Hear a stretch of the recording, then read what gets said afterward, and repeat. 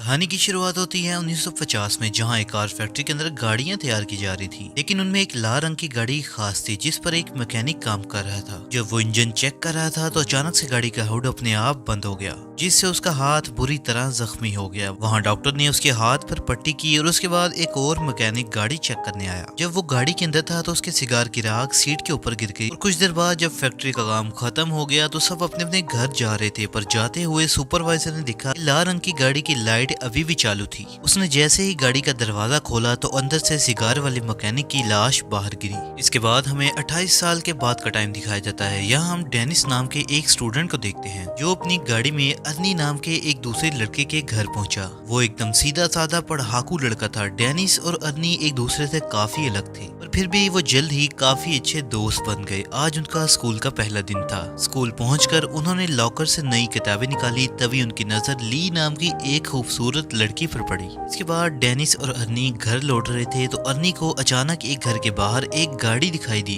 तो उसने डेनिस को फौरन रुकने को कहा। अर्नी ने पास जाकर देखा तो एक लाल रंग की क्लासिक कार थी। ये वही फैक्ट्री वाली कार थी, पर इसकी हालत अब बहुत खराब हो चुकी थी। लेकिन अर्नी को इससे कोई फर्क नहीं पड़ा और वो गाड़ी का दीवाना हो गया। वे गाड़ी का मालिक वहां आया और उसने कहा इस गाड़ी का नाम क्रिस्टीन है और ये उसके भाई की कार है जिसकी कुछ हफ्तों पहले ही मौत हो गई। असल में जॉर्ज जल्द से जल्द इस गाड़ी से छुटकारा पाना चाहता था, इसीलिए वो इसे सिर्फ $250 में बेचने के लिए तैयार हो गया। डेनिस ने अर्नी से कहा कि तुम इतनी खराब गाड़ी क्यों खरीद रहे हो, तुम कोई दूसरी अच्छी गाड़ी खरीद लेना। मगर अर्नी ने बिना सोचे समझे उस गाड़ी को फौरन खरीद लिया। इसके बाद शाम को जब वो घर आया तो उसने अपने माँ बाप को गाड़ी खरीदने का बताया, जिस पर उसकी माँ ने उसे बहुत डांटा। लेकिन अर्नी ने उनकी एक न सुनी, क्योंकि उसने ये गाड़ी अपने जमा किए हुए पैसों से खरीदी थी। पर फिर भी उसकी माँ कहने लगी ये गाड़ी इस घर में तो नहीं रहेगी। तो अर्नी गाड़ी को लेकर एक गैराज में पहुंचा। वहां वो गैराज के मालिक विल से मिले, जो एक नंबर का खड़ूस बुढ़ा था। पर फिर भी उसने अर्नी को यहाँ गाड़ी रखने की इजाजत दे दी।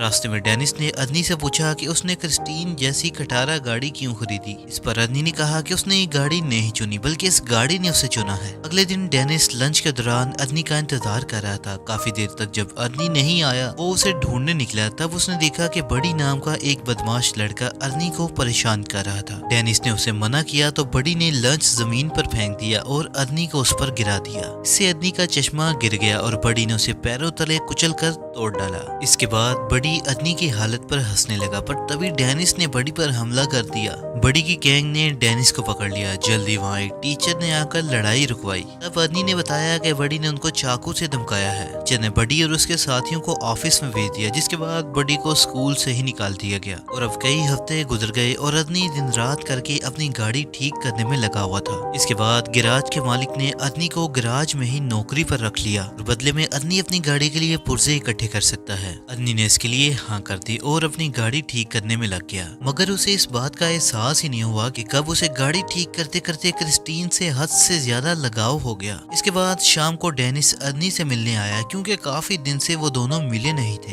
लेकिन उसने देखा कि अर्नी पहले से बहुत ज्यादा बदल चुका था। वो बिना चश्मे के स्टाइलिश कपड़े पहनकर एक हीरो की तरह चल रहा था और वो ज्यादा देर तक डेनिस से बात करने के लिए भी नहीं रुका और गैराज में एक काम करने के लिए चला गया। उसकी माँ ने उसे रोकने की कोशिश की, मगर अर्नी उन्हें नजरअंदाज करके चला गया। फिर उसकी माँ ने डेनिस से कहा कि वो अर्नी और उसकी नई गाड़ी की वजह से काफी परेशान है, क्योंकि उन्हें पता चला है कि गाड़ी के पिछले मालिक की गाड़ी के अंदर ही दम घुटने की वजह से मौत हो गई थी। ये सुनकर डेनिस जॉर्ज से मिलने पहुंचा। जॉर्ज ने उसे अपने भाई की कहानी सुनाई। उसने बताया कि जब उसके भाई ने क्रिस्टीन को खरीदा तो वो पूरी तरह उसका दीवाना हो गया था। इसी गाड़ी में उसकी बीवी और बेटी ने भी अपनी जान गंवाई थी और फिर उसके भाई की मौत के बाद ये गाड़ी खुद ब खुद ही न जाने कैसे जॉर्ज के घर के बाहर आकर खड़ी हो गई। ये सुनकर तो डेनिस और भी घबरा गया। इसके बाद वो शाम को गैराज में गाड़ी देखने पहुंचा। उसने गाड़ी खोलने की कोशिश की और जैसे ही उसने हैंडल को खींचा तो रेडियो अपने आप शुरू हो गया और डेनिस उसी वक्त डर कर वहां से भाग गया। अगली सुबह डेनिस स्कूल स्टेडियम में था, क्योंकि आज उनका फुटबॉल का मैच भी था। खेलते हुए डेनिस ने अर्नी को वहां आते देखा। उसकी गाड़ी एकदम नई हो गई थी, जिसे देखकर बड़ी और उसके दोस्त भी हैरान रह गए।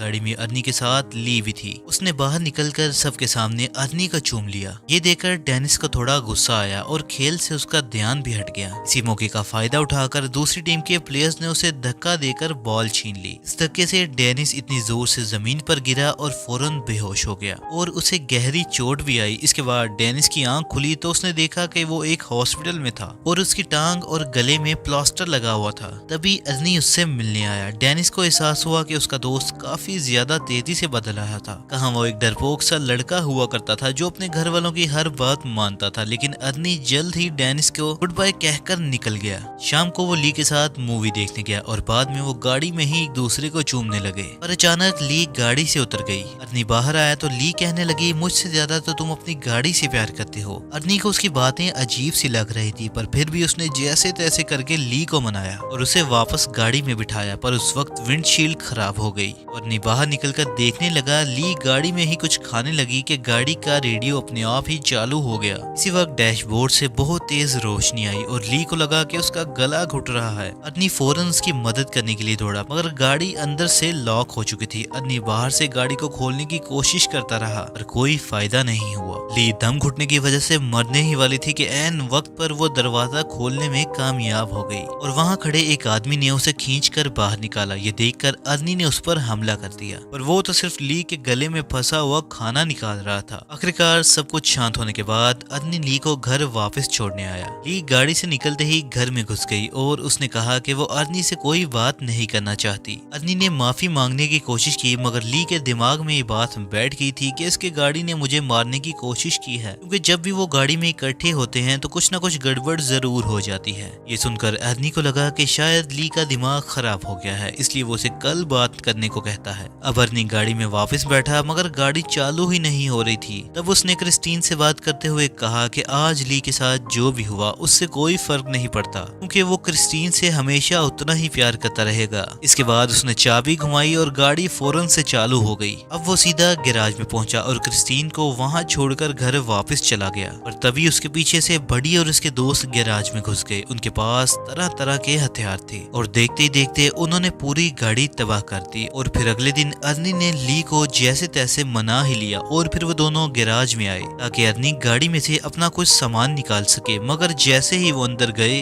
क्रिस्टीन को तहस नहस देखकर अर्नी को बहुत बड़ा धचका लगा। ली ने हैरान होकर पूछा कि ये सब किसने किया, मगर अर्नी बिना बात के ही उस पर चिल्ला पड़ा और उसने ली को दूर चले जाने को कहा। बाद में अर्नी ने इस बारे में अपने माँ बाप को बताया तो उन्होंने अर्नी को शांत करते हुए कहा कि वो उसे नई गाड़ी दिलवा देंगे। लेकिन इससे अर्नी को और भी ज्यादा गुस्सा आ गया, क्योंकि वो जानता था कि ली की तरह उसके माँ बाप को भी क्रिस्टीन से नफरत है और उसने क्रिस्टीन की इस हालत का जिम्मेदार अपने माँ बाप को ही ठहराया, क्योंकि अगर वो गाड़ी को घर पर रखने की इजाजत दे देते तो आज वो सही सलामत होती। अर्नी उन्हें बुरा भला कहकर वहाँ से कमरे में जाने लगता है, पर उसके पिता उसे पीछे से पकड़कर अपनी माँ से माफी मांगने को कहते हैं। मगर अर्नी तो चुप होने का नाम ही नहीं ले रहा था। उसके पिता ने उस पर हाथ उठाया, मगर अर्नी ने भी वापस हमला किया और चुपचाप घर से आ गया। वो सीधा गैराज में पहुंचा और फिर से एक एक पुर्जा जोड़कर क्रिस्टीन को ठीक करने का फैसला किया। मगर उसने अब जो देखा उससे उसके पैरों तले जमीन ही खिसक गई। उसने देखा कि जादू से गाड़ी अपने आप ही ठीक हो रही थी।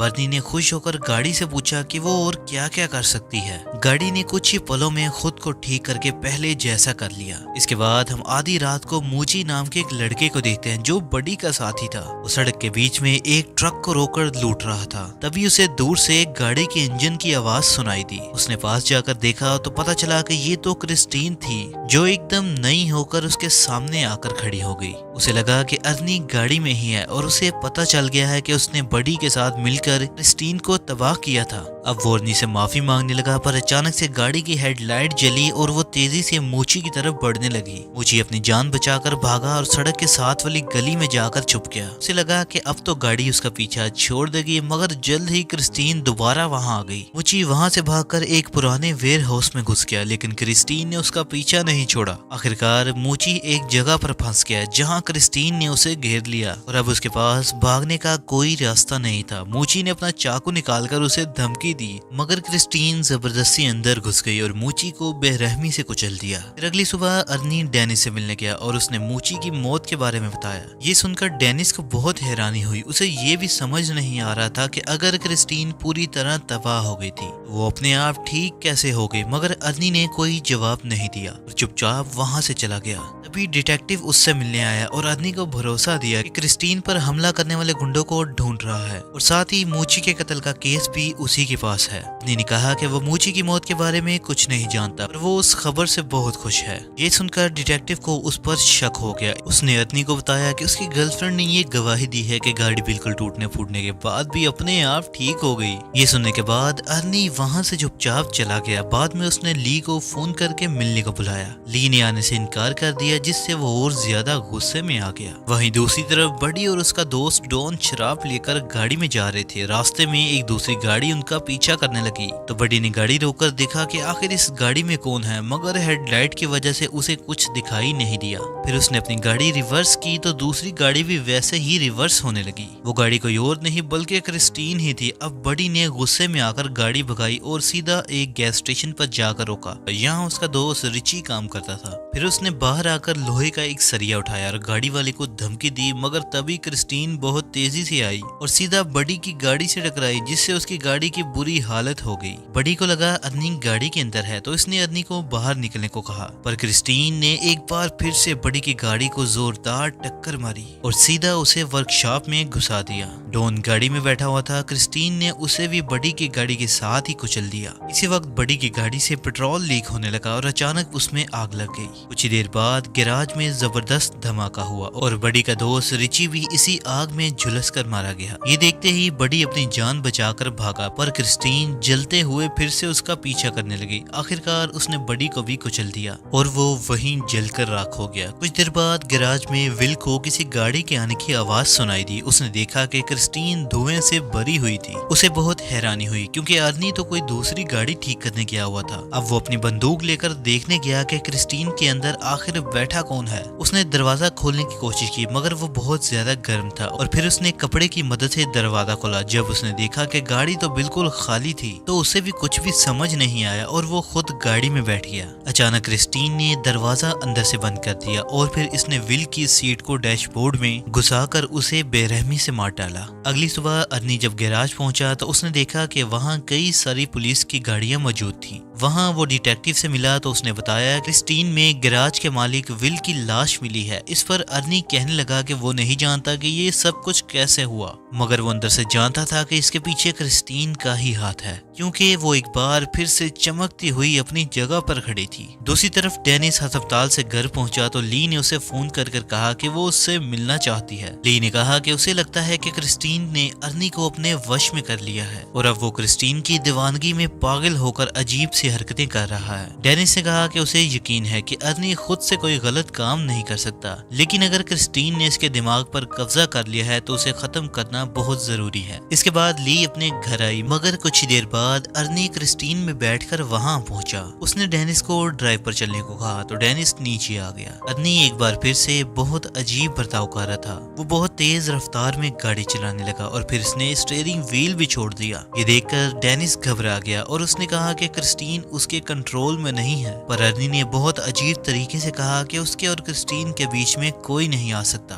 उसे क्रिस्टीन पर पूरा भरोसा था और इस बात को प्रूफ करने के लिए अर्नी ने फुल स्पीड में गाड़ी दूसरी लेन में घुसा दी। सामने से आ रही गाड़ी से उनकी टक्कर होते होते बची। अगले दिन डेनिस ने क्रिस्टीन के बोनेट पर एक नोट भोत दिया जिसमें उसने अर्नी को शाम को गैराज में मिलने के लिए बुलाया। शाम को डेनिस और ली वर्कशॉप में उसका इंतजार कर रहे थे, लेकिन अर्नी नहीं आया। वो दोनों पास खड़े एक बुलडोजर में बैठकर उसे वर्कशॉप के अंदर ले आए। उन्होंने तय किया कि ली ऑफिस में रहेगी और अर्नी के वहां आ जाने के बाद वो गेट बंद कर देगी और इसी मौके का फायदा उठाकर डेनिस बुलडोजर से क्रिस्टीन को तबाह कर देगा। जल्दी प्लान के मुताबिक ली ऑफिस में चली गई, लेकिन वो ये नहीं जानते थे कि क्रिस्टीन वर्कशॉप में ही छुपी हुई है और फिर गाड़ी अपनी हेडलाइट ऑन करके ली को कुचलने के लिए आगे बढ़ी। ली ने जल्दी से ऊपर लटके हुए एक टायर को पकड़कर अपनी जान बचाई, लेकिन क्रिस्टीन ने भी हार नहीं मानी और दोबारा उस पर हमला करने के लिए आगे पड़ी। तभी डेनिस बुलडोजर का पंजा उसके सामने ले आया ताकि ली को कोई नुकसान न पहुंचे। इसके बाद क्रिस्टीन पीछे हटकर वर्कशॉप के दूसरे किनारे पर चली गई और अब डेनिस भी बुलडोजर को दूसरी तरफ ले गया। अब दोनों गाड़ियां एक दूसरे के आमने सामने आ गई थी और अब पता चलता है कि क्रिस्टीन अब अकेली नहीं चल रही थी बल्कि अर्नी उसकी मदद कर रहा था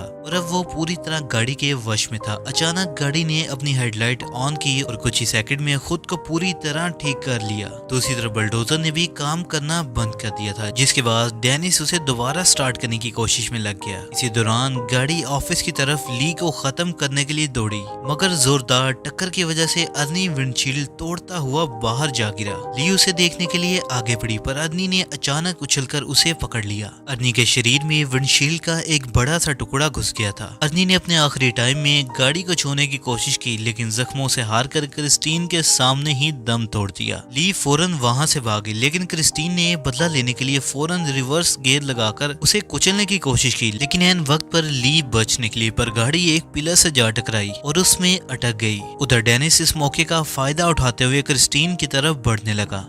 गाड़ी को जबरदस्त टक्कर दे मारी मगर गाड़ी अभी भी उसका सामना करते हुए बचने की कोशिश कर रही थी। क्रिस्टीन दोबारा ली की तरफ बढ़ी मगर डेनिस ने बुलडोजर के पंजे से उसके पीछे का हिस्सा कुचल दिया। इस हमले से उस गाड़ी की ताकत थोड़ी कम हो गई। ली जल्दी से डेनिस के पास पहुंची लेकिन उधर क्रिस्टीन फिर से ठीक होकर दोबारा एक्टिवेट हो गई थी। डेनिस ने इस बुरी गाड़ी को खत्म करने के लिए बुलडोजर गाड़ी के ऊपर चढ़ाकर उसे कुचल दिया। वो अभी भी बचने की कोशिश कर रही थी लेकिन इस बार वो पूरी तरह तबाह हो गई। उनकी ये लड़ाई आखिरकार खत्म हो गई और अगले दिन डेनिस और ली डिटेक्टिव से मिले। वहां उन्होंने देखा कि क्रिस्टीन पूरी तरह कबाड़ में बदल चुकी थी। आखिर में तीनों वहां से चले गए लेकिन तभी हमने देखा कि क्रिस्टीन का एक छोटा सा टुकड़ा अपने आप हिलने लगा, जिससे ये पक्का हो गया कि वो शैतानी गाड़ी अभी भी जिंदा थी। और इसी के साथ ये कहानी भी यहाँ खत्म होती है। वीडियो पसंद आई है तो वीडियो को लाइक और शेयर करना मत भूलिएगा।